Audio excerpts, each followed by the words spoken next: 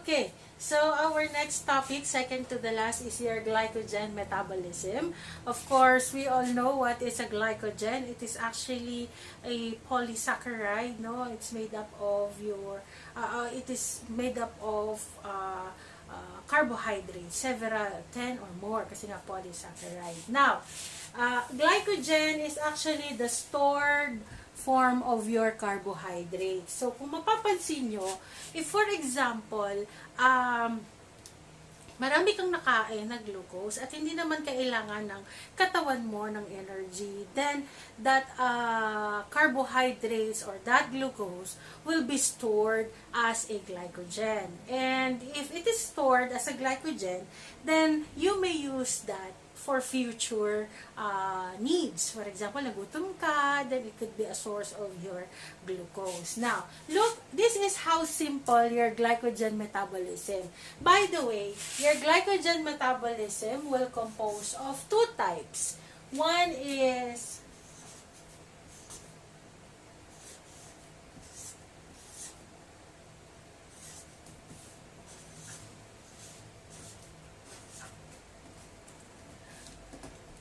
wait lang po. Okay.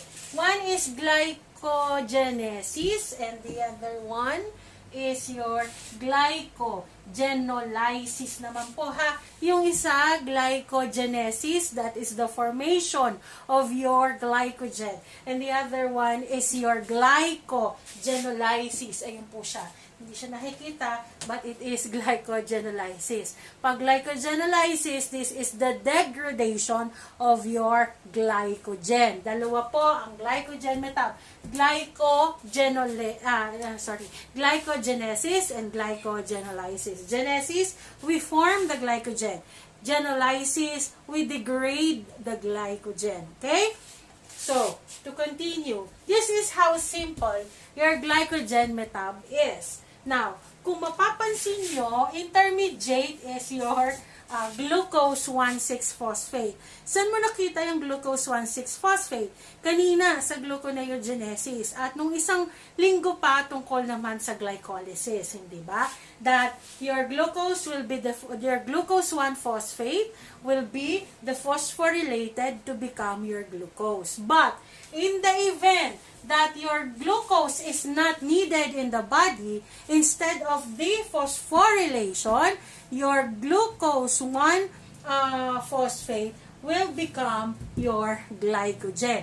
Of course, you will need a UTP, uridine triphosphate, so as just to convert it to become your glycogen.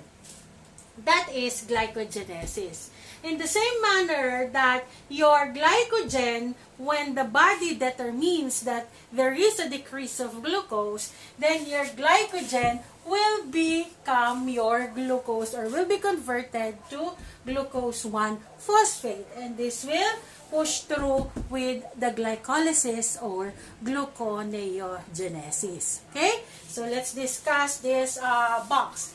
Your glycogen is definitely found in the liver and on the muscles. You can find the glycogen again in the liver and on the muscles. Now, the conversion of glucose 1,6-phosphate to glycogen and vice versa is happening in the cytosol. So, ano lang ba yung mga nangyayari sa cytosol? Glycolysis, the conversion of your PEP, diba? Yung conversion of your PEP to pyruvate or your pyruvate to PEP. The conversion of cytosolic conversion of your oxaloacetate by making it first as a malate and then convert it again to OAA. Pero karamiwan, yan, sabi ko nga cytosol. But the rest, like your PCA, happens in the mitochondria, diba? Oxidative phosphorylation is happening also in the mitochondria, diba? Yung conversion ng acetyl-CoA also happen in the mitochondria. So, yun po yung mga dapat yung tandaan. Okay. Now, the conversion of your glycogen to glucose 1-phosphate and vice versa is governed by these two types of enzyme. One is your glycogen synthase, and the other one is glycogen phosphorylase. So these two enzymes are very important in the glycogen metabolism.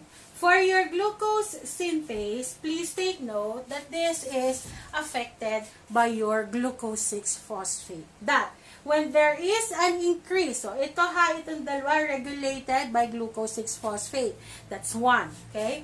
That when there is an increase of glucose 6-phosphate, your glycogen synthase, okay, your glycogen synthase is being activated. Kaya may positive sign siya. Now, your glucose 6-phosphate on the other hand can inhibit the glycogen phosphorylase. Okay?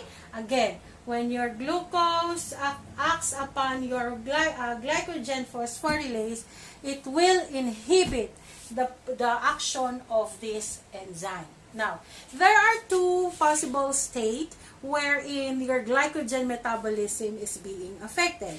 One is in the well-fed state, and the other one is in the fasting state. So let us discuss first the well-fed state. Sa well-fed state, if you have an increased ingestion of carbohydrates or glucose for that matter, there will be an increase of blood glucose, dictating that you have to release insulin, and we have to inhibit the glucagon. So, insulin ang mag-i-increase sa well-fed state para ma-absorb natin ang glucose.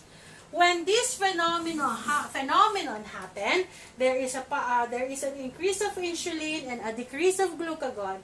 Then there will be an increase of protein phosphatase activity.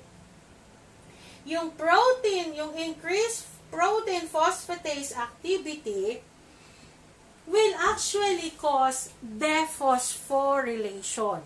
Okay? So, magkakaroon siya ng dephosphorylation. The effect of your protein phosphatase activity to glycogen synthase will be activated. No? Activation, ang effect nitong protein yung ito, phosphatase, will activate the glycogen synthase and will inhibit your glycogen phosphorylase. Okay? Now, take note that when you have this reaction, again, when the protein phosphatase increases its activity, it will inhibit your glycogen phosphorylase and activates your glycogen synthase. When this happens, okay, there will be a decrease of conversion of glycogen to glucose. So, walang mangyayaring conversion of your glycogen to glucose. Wala pong ganito. Walang ganyan. Okay? Glycogen to glucose 1,6-phosphate and then tuloy. Wala siyang ganyan kapag ka ito ang picture na meron ka. So, ibig sabihin dyan, mafu-form lang siya as glycogen, and that is glycogenesis. Okay? Now, in fasting state, kung dito po sa well-fed state, the one that is activated is protein phosphatase. The one that has a higher activity would be your protein kinase. Your protein kinase will cause phosphorylation. Okay? So that your increase in protein kinase will inhibit, tandaan ha, will inhibit glycogen synthase and will activate your glycogen phosphorylase. And when this happens, okay, there will be an increased conversion of your glycogen to glucose. Ibig sabihin, ang glycogen mo po ay na-degrade. Dinigrade po siya para maging glucose. And that actually is glycogenolysis. Okay? Your glycogenesis is activated in a well-fed state, while your glycogenolysis is on the hungry state, yung fasting state ka po. Okay? So, what activates activates your protein kinase would be dictated by the decrease in insulin and increase in glucagon.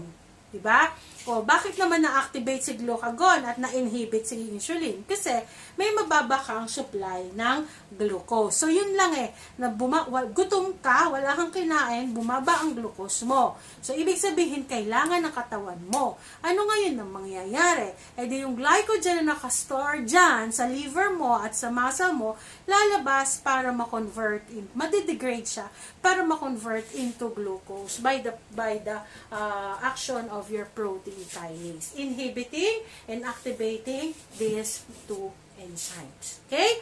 So that's how simple your glycogen metabolism is. Okay? If there are any questions, please feel free to ask questions through the Google stream. Thank you and have a nice day.